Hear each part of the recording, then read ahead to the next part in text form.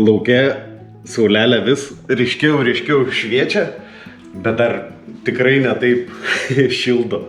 Bet tikėkime, kad čia jau greitai truputį bus šilčiau. Ir man čia būnant viduj, vis tiek ateina jau toksai gal kaip meškino ar barsuko pavasarioptas jausmas, kad reikia kažką jau pradėti judėti, kiek galima čia kažkaip tai, tai suprantama, kad temperatūra irgi įtakoja, sustingdina ir apriboja darbo galimybės. Nes, ką žinau, čia galvojau, čia kažką eiti dirbtuvės daryti, bet šalta, kai yra ten -10 ir daugiau, tai, patikėkit, ilgai ten tų metalų nepačiupinėsi, jeigu nėra pečiuko. Tai pečiukas kažkada atsiras, nes ten yra krosnis, bet reikia, apie tai nesiplėsiu, nes ten yra daug detalių ir daug kintamųjų, bet prie to kažkada reikės prieiti. O būdamas čia, jau pradedu galvoti, gerai, aš galiu čia kažką viduj pradėti daryti ir tokius mažus desantus iššokti, greitai kažką dirbtuvėse pasikrapštyti, bet vėl grįžti į šilumą. Taip jau. Tai va,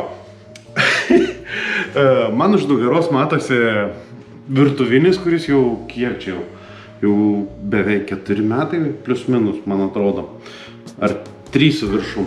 Vienok, jau yra laiko.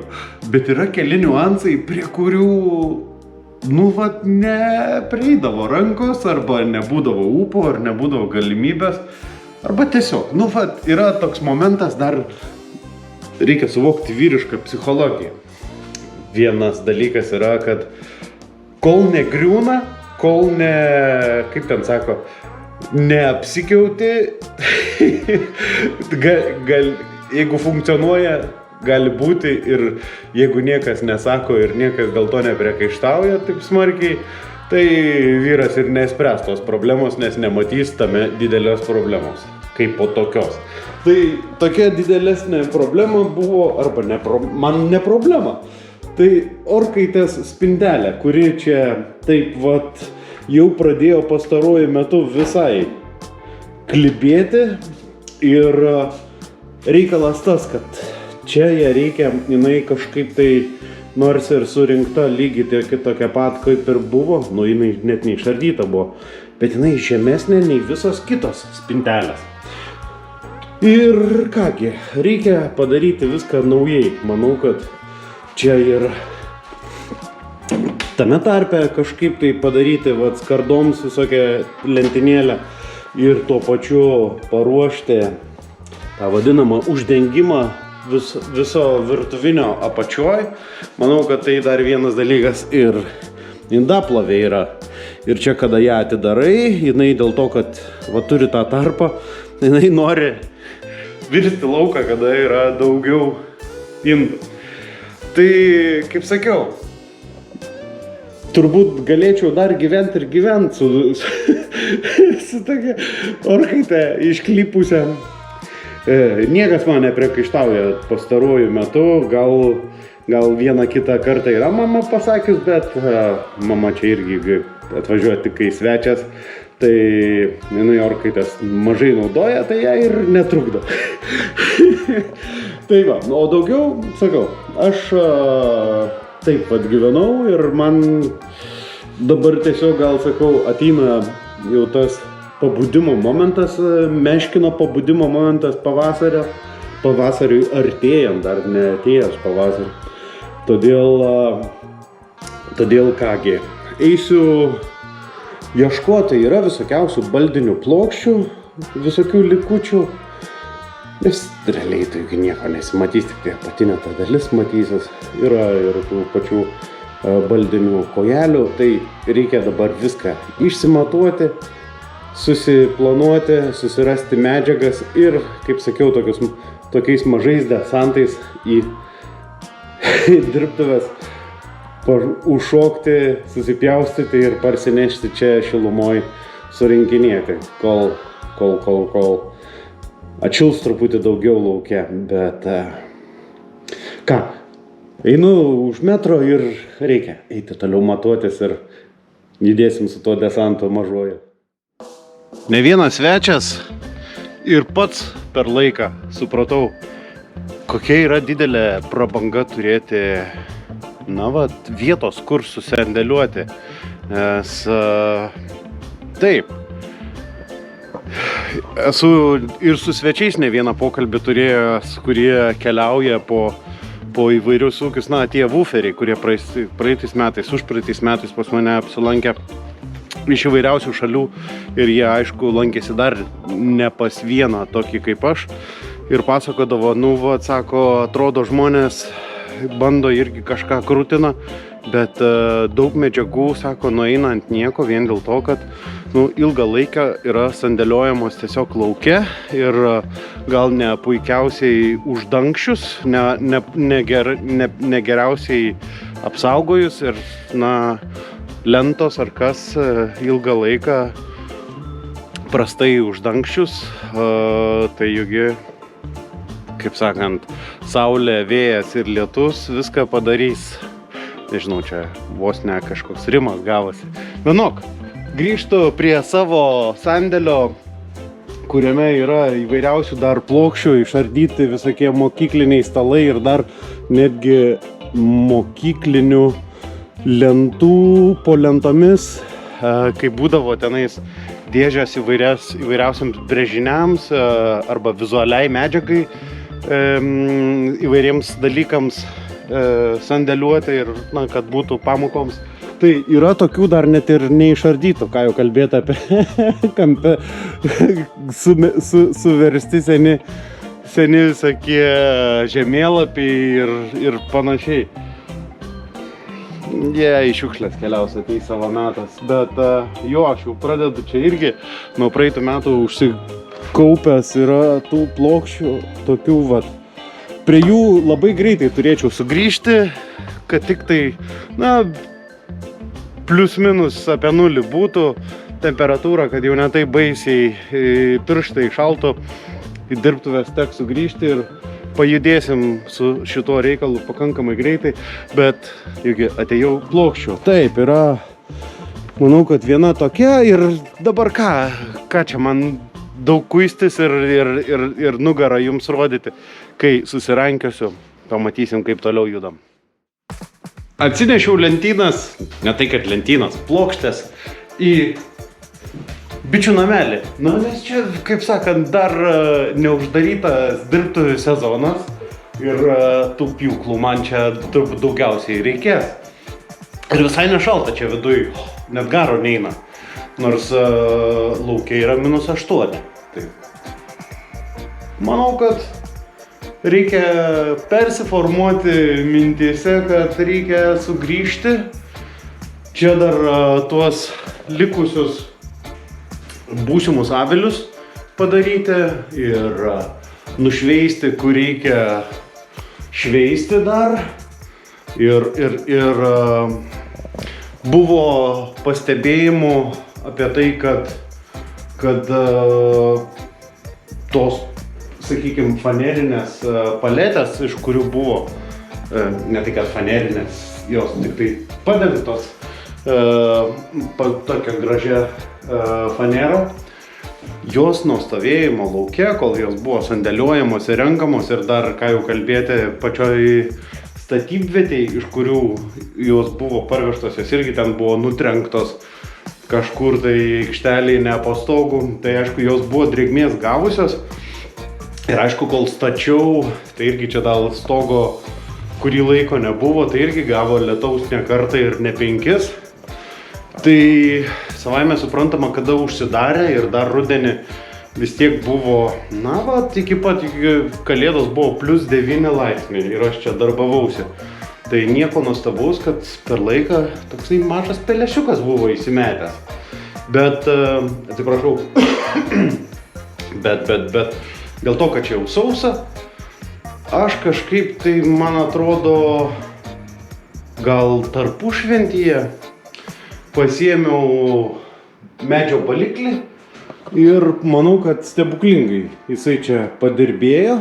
Dar aišku, kažkur kažką reikės padaryti. Na, vat kaip pavyzdys, lengvas matyti, čia tiesiog tingėjau nuimti, patraukti tos brūsus. Ir matosi, koks efektas. Arba čia irgi brūsai stovėjo ir faneros visokios stovėjo, tai čia dar reikės sugrįžti ir pasidarbuoti. O kitur tai tiesiog paimti ir pašveisti. Bet apie tai turbūt bus vėliau atskirai. Dabar grįžtam prie išardytų mokyklinių spintelių įvairių plokščių, iš kurių turbūt ir gims dukovkiai orkaitas, ne dukovkas čia, bet visi supranta. Tikėkime, kad visi... Jo, čia tie žodžiai tokie... Gerai, ne apie tai. Matuojame, žiūrim ir be abejo parodysiu, kaip vyksta čia progresas. Nežinau, ar su kamera pavyks perduoti situaciją šitos tveriamos tokios orkaitės spintelės. Tai didžiausias iššūkis buvo tai, kad čia ta originalioji juostelė, kuri, sakykime, dėl to, kad čia yra orkaitės durelės, o kaip žinot, kas kepa, tai po kiekvieno kepimo iš tikrųjų pakankamai nemažai vandens ant stiklo būna. Ir pravėrus truputį, tas vanduo čia per laiką bėgo. Ir pakankamai buvo, ir yra išburkusi, sakykim taip, ta plokštė, išburkusi yra ir priglausti idealiai, buvo iššūkių ir čia galvoju, vien dėl to, kad čia jinai taip vat, kaip ir kitur užsibaigė, sakau, ją reikia išlaikyti. O daugiau visą kitą tai realiai nesimatys, pasižiūrėjus. Dugnas iš, kaip rodžiau, vienų spintelių surinkta, ten visur kažkas pastiprinta. Taip, dabar yra toks vaizdelis ir, sakau, dar tą paburkimą norėjau paslėpti ir gal apsaugoti nuo būsimo vandens patekimo. Ir va taip. Taip, paėmiau, ką turėjau, sulipdžiau ir kaip tenais internete yra ten toksai reelsas ar netgi audio naudojamas, pakankamai daug žmonių mačiau naudoja, kad kai turtingi žmonės apie tai negalvoja, nes aš perfrazuosiu, nes dabar neatsimenu, apie tai negalvoja, nes gali nusipirkti viską naują. O kai nesi turtingas, tada paėmi negražų šūdą, paverti gražių šūdų. Taip, atsiprašau čia. Taip tenais buvo, panašiai buvo sakoma, kad iš tikrųjų nepriteklius turbūt visais laikais skatina minties kūrybingumą.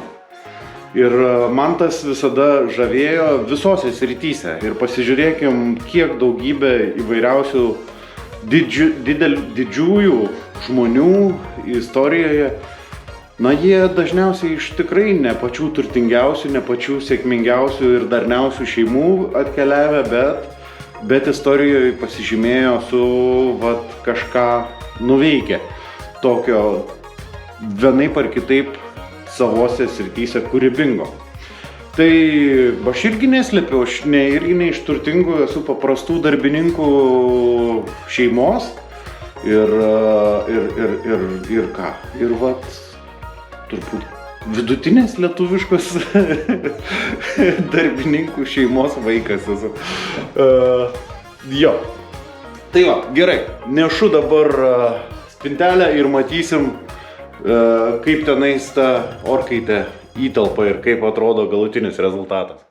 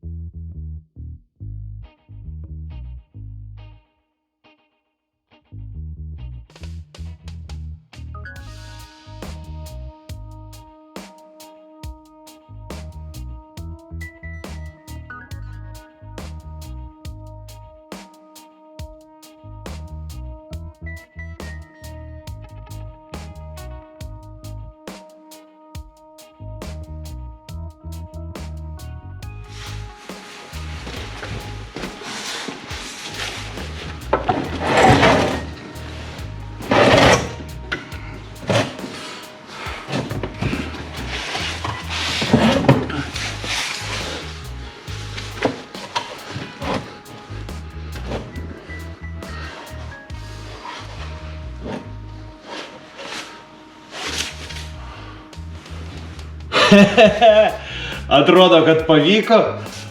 Pasižiūrėkim. Įsipaišo. Visai neblogai. Ventiliacinis tarpas nedidelis. Susidėt skardom vietelę. Ką norėti. Puikumėlis. Dabar galima eiti ir pasiruošti avienos, pašauti lėto traškinimo ir už kelių valandų bus paruošta. Tai va, vienas darbas įveiktas per to šalčius, o jau čia su indaplove rytoj pasistiprinus. Gilda, mums reikia pradėti jau anksčiau užgavėnės, žiemą bėk iš kiemo.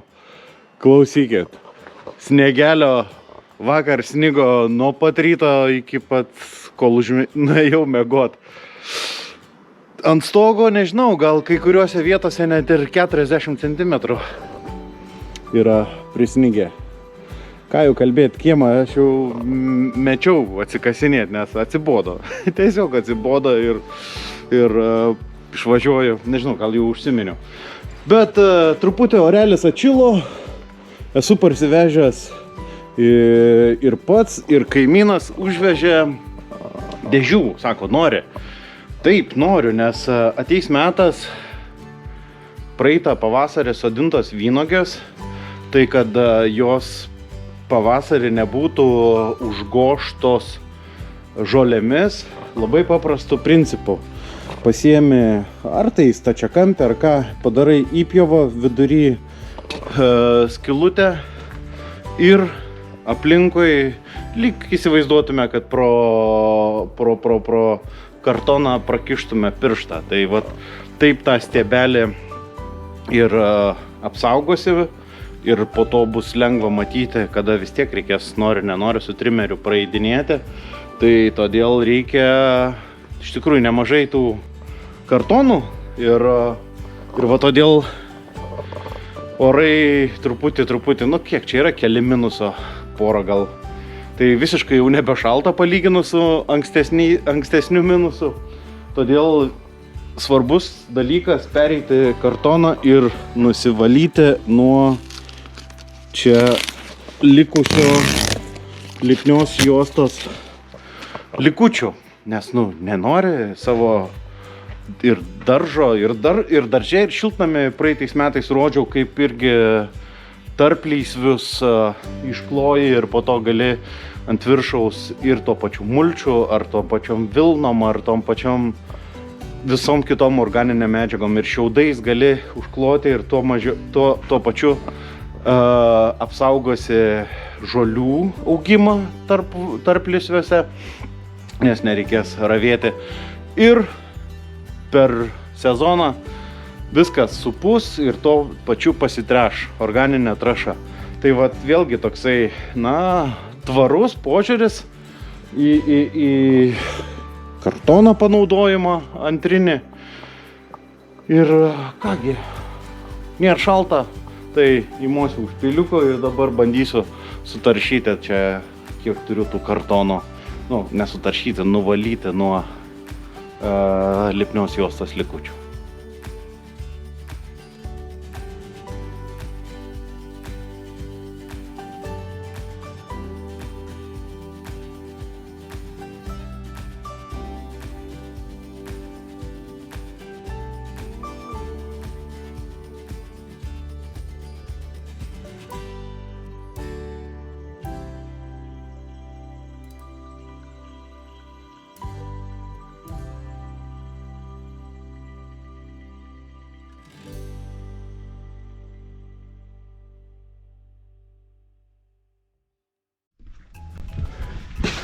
Žiemą, bėk iš kiemo. Jau kiek galima šaukti. Sninga neišpasakytai. Aš jau spėjau sulaužyti 2 kastuvus per šią žiemą. Net Gilda nenori eiti į lauką. Ačiū Dievui, radau tokį old schoolą, visiškai senovišką medinį kastuvėlį sniego. Reikia atsikasti mašiną vieną bent jau, ir nuvažiuoti atsargai nusipirkti kastuvą. O kaip kitaip? Gerai, kad yra kaimynas Edvardas su labai galingu traktoriu ir dar didesniu sniego peiliu. Tai puikiausiai nuvalė kaip iš Kelininkų knygos visą tą mano įvažiavimą.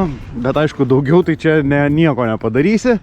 Dėl to, kad kaip kas matė prieš naujus metus dar skaldos tos krūvos yra, tai čia nieko. Bet pasižiūrėkit, mašinas tai kaip ten tame sename eilėraštyje, kaip žuvis miega po ledu. Oi, nu žema. Įspūdinga. Kągi, reikia, sakau, atsikasti ir važiuosim sniego kastuvo pirkti atsargai, nes vasaris jau į antrą pusę, bet žiema dar nesitraukia. O jų užgavėnės ant nosies. Žiema, bėk iš kiemo.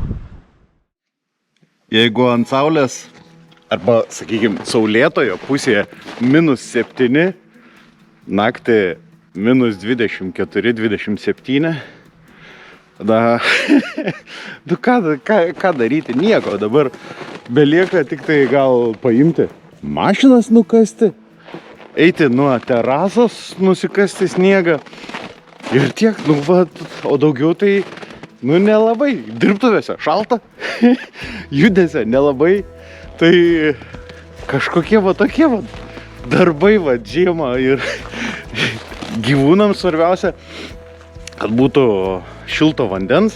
Taip, šilto, patikėkit, šalto nunešus jie nelabai geria, nei avis, nei vištos. Nunešė šiltą iš karto. Jo, visi supranta, kaip jau išsiilgę esam šilumos. O, bet yra gražu, kai pamatai tokius saulės proskinas arba protarpius išlindusius. Apskritai, visai kitaip yra kuriamas suvokimas, vien garsai. Tas sauso sniego čirkšdėjimas po kojom yra neišpasakytas. Šviesa, vėlgi, nuo stogo atsispindinti šviesa sukuria vėlgi čia. Sakysit, menininkas nupezo ir pezalioja nesąmonės. Bet jūs pagalvokit, tie, katrie gal ne prie meno taip žmonės, bet tokie maži niuansai, kurie, sukuria iš tikrųjų grožį, nuostabumą, to sezono kitoniškumo negu vasarą. Aišku, patogiau yra vien su šortais ir su maikė ir su sandalais arba sam vaikščiot. Taip, o dabar kaip cibulis, nežinau, nesuskaičiuočiau, kokie 7 sluoksniai ant manęs yra sudėti ir vien ant kūno. Taip, tai sakau, yra faina pasidžiaugti ir tie maži dalykai. Ir man dar, sakau, faina yra paukščiai. Aš taip stebiu, kas atskrenda prie lesyklėlės. Gaila neina nufilmuoti ten taip kokie paukščiai. O geriausia yra tai, kad pažėrus miltų, sumaltų avižų, tiesiog ant žemės atskrenda žymiai didesnė gausa paukščių, nes kai kurie paukščiai, tiesiog neskrenda į lesyklėlės, kaip daržinė starta. Ir nei karto nemačiau, kad jinai būtų skristų į lesyklėlę, bet ant žemės pulkas. 30-40 jų suskrenda, ta pati šarka atskrenda, tie patys kėkštai, kasdieniai svečiai ant žemės ir daug kitų.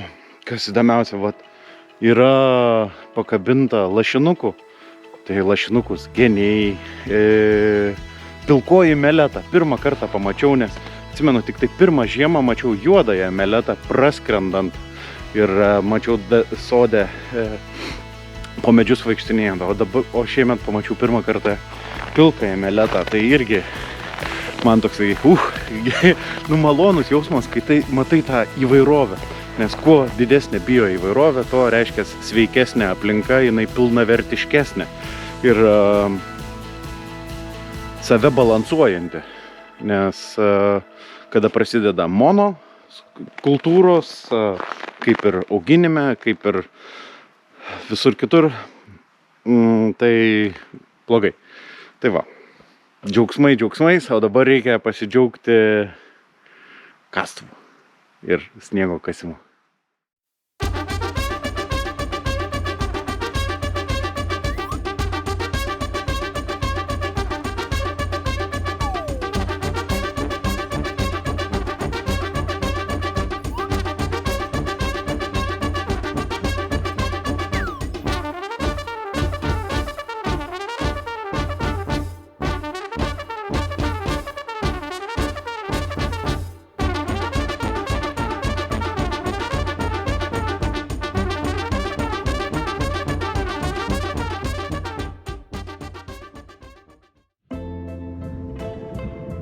Užgavėnių saulė ne tokia šilta, bet temperatūra šiek tiek priartėjo nulio. Klausykit, taip, ši serija va tokia apie labai nedidelius judesius ir vat visa tokia žiema. Nu jau taip, šiandien ryte išsikepiau blynų su šeivamedžio sirupu, čia daryto, aišku, mano paties. Ir ką, ir žiūriu kiekvieną dieną į prognozes, kas kelias valandas. Ir, atrodo lyg ir ateina ta šiluma, ateina tas pliusas, bent jau taip rodo, bet čia jau rodė jau prieš keletą savaičių, kad jau bus. Bet tikėkimės. Šiandien šaukim tik tai žiemą, bėk iš kiemo. Ir va taip, tai sakau, ačiū už jūsų pridedamus nykščius, parašomus komentarus, pasidalinant čia ar ankstesnėmis serijomis su draugais, paremiant, parašant komentarus, atsiliepimus ar savo įžvalgas. Tikrai visada juos smagu skaityti ir tikėkime, kad su šiluma atsiras truputį daugiau ir judesio. Dėkui dar kartą ir sakau iki sekančios serijos.